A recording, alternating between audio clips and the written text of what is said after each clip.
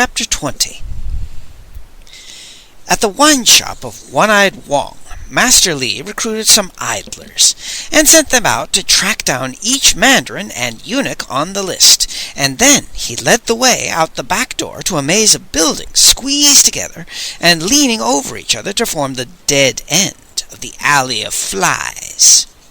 Interconnecting passages run every which way, and by the time bailiffs can make their way to somebody's room, he's probably in Tibet. "The weasel is an aborigine," Master Li said. "I very much doubt he can add much to what we've learned from Ostar too, but I'd like to ask. Do you know where he lives?" I was delighted to provide something. "Keep turning left," I said. "Believe it or not, you won't wind up back where you started." We turned left, and would have been back at the end of the alley if there hadn't been a tiny parallel passageway that led up and across and to the right. The weasel lived on the top floor, but we stopped short when we saw prayers pasted to his door and smelled incense and heard wails of woe. I pushed the door open, and it was obvious that Master Li wasn't going to be able to ask. The weasel was in a very bad way, rolling over his pallet in delirium, while his young wife tried to do what she could. She was overjoyed to see Master Li. "Save him, venerable sir," she begged. "If anyone could save him, it would be you. Everyone else fears contagion and has fled, and I don't know what to do." Master Li had me hold the weasel still. He examined the red eyes and a dry tongue that had a peculiar yellow fuzz coating it, like fur, and he probed small swollen bulges like boils on the man's groin and armpits. "Did he complain of headache and lethargy?" "Yes, venerable sir." "Followed by fever and a peculiar reaction to light?" "Yes, venerable sir. He screamed that light was burning him." Master Li straightened up and squared his shoulders. "My dear, I promise nothing," he said gently. "We must hope and pray, and to that end I'll need food, wine, some paper money, 12 red threads, and a white tiger great killer thunder." I knew it was all up with the weasel. Master Li resorts to faith healing only when he wants to give the grieving something to do, and now he opened the tiny window and looked out over mazes of rooftops of Peking and muttered, 100,000 white tiger great killer thunders, and it still may not be enough." "Sir," I said. "Not enough, ox, not if envy has his way." Then he shook himself like a dog shedding water and added, "Hell, I'm probably imagining things. Let's do what we can." That meant cutting a tiger shape from a piece of paper and writing on it, "The unicorn is here." This invokes the auspicious star that neutralizes baneful influences, and I cut the sick man's arm to draw enough blood to stain the tiger red. The weasel's wife had brought the other things, and the two of us knelt in prayer while Master Li spread his arms above the patient. "Weasel, having fallen ill on the Zhenzu day, you have collided in the north with the divine killer with hair unbound who flies in the heavens," the old man intoned as a priestly chant. "In the south you have encountered the vermilion bird, and in the east you have met the 5 spectres. But it is in the west where danger lies, for there you have angered the tiger, who is the end of autumn, the edge of metal, the white of morning, and the end of the great mystery." Master Li spread water and incense around and lifted his eyes and arms to the west. "O divine white tiger of the despoiling demons of the 5 directions, of the talismans of sickness and ruin of the year, of the gate of mourning and the funeral guest and the spirits of the dead, of the celestial departments and terrestrial forests, of the earth and of heaven, of the 72 Hao and the 8 trigrams and the 9 palaces and the central palace thunder. O great tiger, O great Lord Tiger, who enters houses and carries out great massacres, O tiger, who lies in wait beside the road and behind the well, O tiger, who lurks behind the stove and in the hall, O tiger, who stands beside the bed and behind the door of each dwelling, O tiger, who must enter into all fates, O white tiger, great white tiger, Your humble servant the weasel has grossly insulted you. And we bring you his food, we bring you his wine, we bring you his money, we bring you his blood." Master Li signaled for the wife to rise and make offerings of food, wine, and money, after touching each item to the blood-stained paper tiger.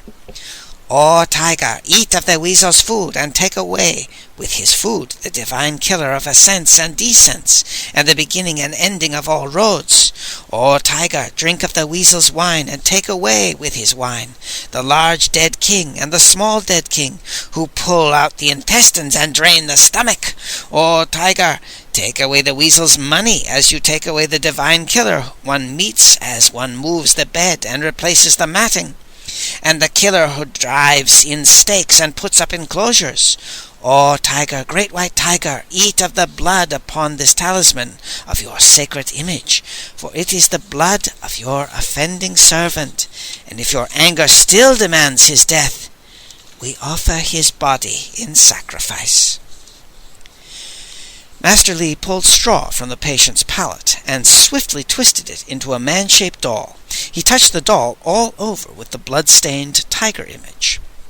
"You that are nothing but a body of straw have been touched by White Tiger, Great Killer Thunder, and lo, you have become the body of the weasel," Master Li chanted.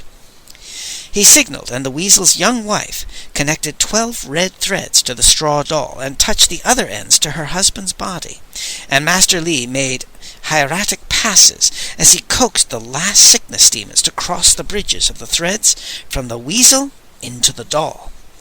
Then Master Li removed the threads, symbolically cutting each one.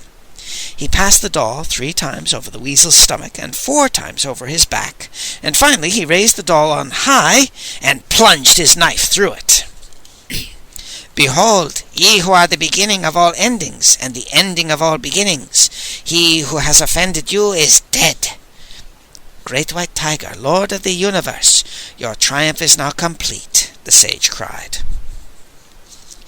The weasel had been in delirium throughout all this, but the mind is a strange creature. Somehow something got through, and he calmed and breathed much easier, and his fever had almost vanished when we left. Nonetheless, Master Li immediately proceeded to the neighbors to make sure help was ready and waiting when the worst happened. He has great respect for faith healing, but there are limits.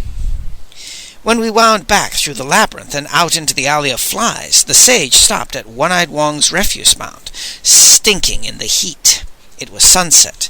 Again the yellow wind compensated for lack of clouds to form an incredibly gaudy sky, and rainbow colors played through the seams and wrinkles of the old man's hand as he swatted flies away and reached down and came up with a dead rat, swinging it by the tail. He tossed the thing to me. "Any visible cause of death?" he asked. I looked it over. "No, sir," I said. He tossed a rotten squash away and swung a second dead rat over to me. "And this?" "Not a mark on it," I said after I examined it. He tossed more garbage aside and produced 3 more dead rats, all unmarked, so far as I could tell. "Well, what do we have here?" he asked. 5 consecutive coronaries? 5 simultaneous suicides? 5 adverse reactions to bee stings at the same time in the same alley?" He picked up another piece of junk from the pile and looked at it gloomily. "How about 5 early victims of a disease that has the capability to spread very rapidly?" he said. "You know, Ox, we tend to sneer at the medical ignorance of our ancestors. Brilliant in other matters, perhaps, but childlike when it came to science. For example, when they got around to devising a written word for plague, the best they could do was to attach the radical for rat to the character for sickness. Childlike, wasn't it?" He was still looking at the piece of junk in his hands. It was the remains of a cylindrical parchment shade that fit on a revolving rim around an oil lamp. 8 views of a moving horse were drawn on it, each one having the feet in a different position, and when the heat of the wick made the shade turn round and round, the effect of movement was amazing. "Pacing horse lantern," Master Li muttered. "Pacing horse lantern. Whatever was trying to work up through his mind didn't quite make it, and he shrugged and tossed the thing back to the mound. Oh, hell. I was talking about rats, and speaking of the creatures, let's go see what's been learned about the mandarins. What we learned wasn't good. Every single one that Wong's men had been able to trace had gone to hiding in the most unreachable place in Peking, the barracks of the Black Watch. It's actually inside the walls of the Forbidden City, separated from the sacred confines by another interior wall, through a gate in which the soldiers can charge to the aid of the emperor, or the eunuchs. One reaches the barracks from the imperial city through a sloping tunnel leading under the moat, and no place is more heavily guarded. "Li the cat is gathering his kittens around him," Master Li muttered. "Damn it! Something big is scheduled, and soon, and I don't know quite enough to ask the right questions." "Even if I had somebody to ask questions of," he growled. "Still, 2 mandarins are unaccounted for, and Wong's men are out looking. Better get some rest, Ox. It's going to be a long night." Yen Shi was dressed in black, with a great lord's winged hat, and a scarlet sash around his waist. His black cloak billowed in the stinging yellow wind as he gracefully waved toward a landscape of cracked dry earth, baking in heat waves. "This puppet play, Ox, requires a proper setting," Yen Shi said, and his voice was soft and melancholy.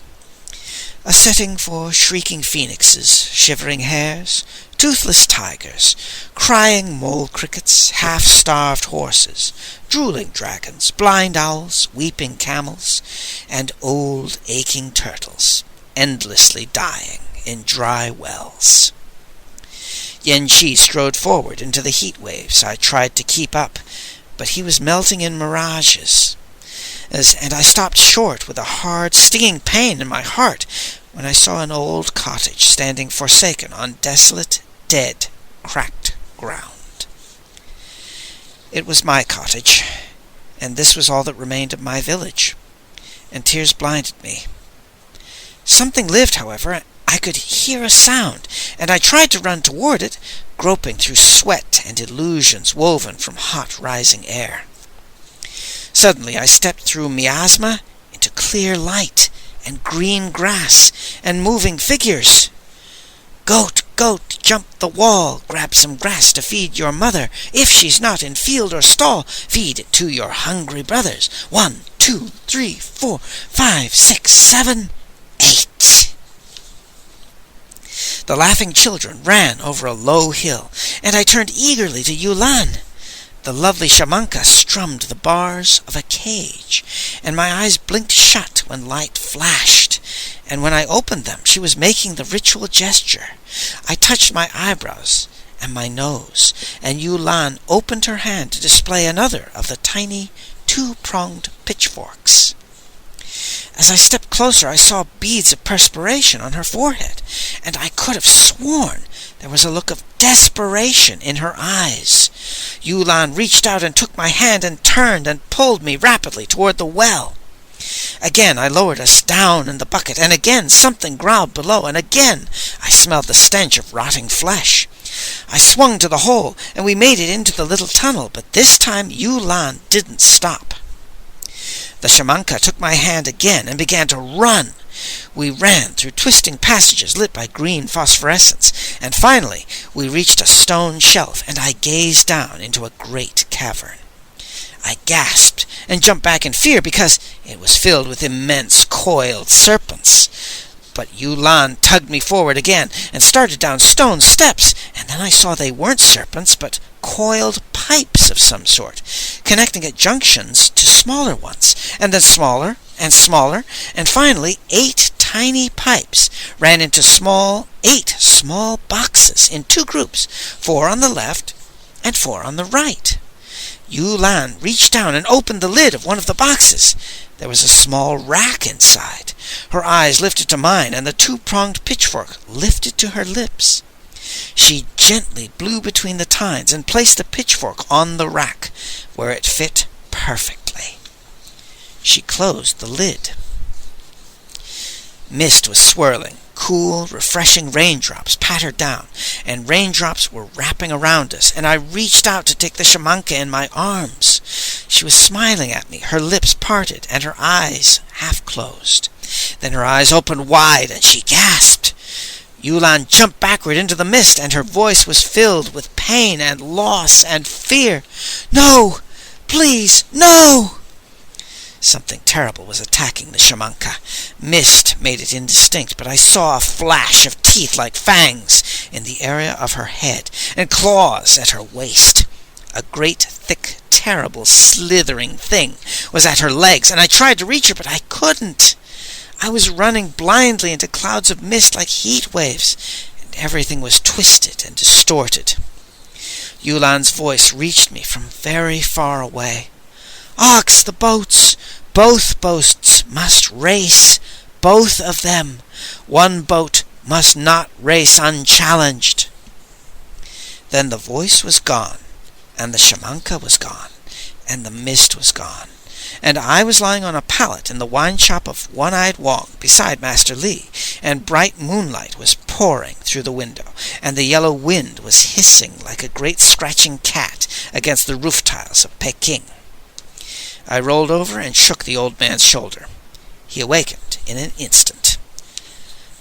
"Sir, I can't explain it, but something is wrong with Yulan," I said urgently. "I don't know where she is, but she's in bad trouble, and unless you have a better idea, I'd like to get to her father's house as fast as possible." He looked at me for a moment, then he hopped up and prepared to climb on my back. "Why not? We aren't getting anywhere here," he snarled. Yenshi's house was dark and quiet as we turned through the gates. Master Li slid down from my back and hid behind a post with his throwing knife cocked behind his right ear as I stepped forward in moonlight and hammered on the door. All I heard was echoes. "Yenshi!" I shouted. More echoes answered me. "Yulan! Hello, the house!" Something stirred, and I jumped back and looked up and saw a curious cat looking down at me from a corner of the roof. And then there was a sudden outburst of sounds, wheels rattling, horses' hooves pounding like a bamboo grove exploding in a brush fire, and I had to leap out of the way to avoid being crushed as a black carriage pulled by a team of 4 horses raced into the courtyard from the stables. 10 horsemen served as outriders, black-cloaked, hats pulled low, swords glittering in moonlight, and more men clung to the sides and back of the carriage, holding on very professionally with one hand, while the other wielded a short spear. In an instant they had come and gone, racing out the gate and down the street, and Master Li stuck a leg out and tripped me as I ran after them. "Ox, you can't catch them, and you know damn well you can't follow where they're going." He shouted at me, and then he grabbed my arm and held on. "You'd only get it killed, and what would that accomplish? All we can do is wait until morning, when the gates open to the Forbidden City." He was right, of course. I had recognized the insignia. Those men were of the Black Watch, and their carriage would soon roll down the tunnel and beneath the moat into the barracks where the mandarins had taken shelter, and to try to sneak in at night would be suicide. "But sir... He squeezed my shoulder. He'd seen what I had when wind whipped window curtains aside and moonlight poured in. 4 people occupied the carriage. 3, laughing as they rode away with their prize, were hog and hyena and jackal. The 4th was Yulan. "Come, her father may have been here, and if so, he may need our help," Master Li said. So now we searched for the puppeteer, or his body, but Yenshi wasn't in the house. Instead, we found a sealed missive that had been left in plain sight on a table in the little entrance hall, and it was addressed not to Yenshi, but to Master Li. He opened it. The script was elegant scholar's shorthand, unintelligible to me, and Master Li read it aloud. "Most esteemed Esteemed Li Tzu, supreme among scholars, unchallenged among seekers of after truth, greetings. This unworthy one begs the honor of your company in order to discuss the future of the young lady who has sought to improve her position by entering our humble household. Should your young assistant and the lady's talented father care to join you, they will be more than welcome. And so desirous am I to bask in your glorious light that each hour of darkness will be agony. The old man raised his eyes. It's signed by Li the cat, he said quietly. Ox, don't get overly concerned about each hour of darkness will be agony. Eunuchs like to play around with elegant threats, and Yul Lan is not only a shamanka, she's one of the best I've ever encountered. She isn't defenseless. Now, let's check the stable for her father, and if he isn't there, we'll get more men from Wong's to search the city for him. The stable was dark and deserted. The moon was so brilliant that I realized a sand haze must have partially obscured it before, and the wind was causing a branch to move back and forth.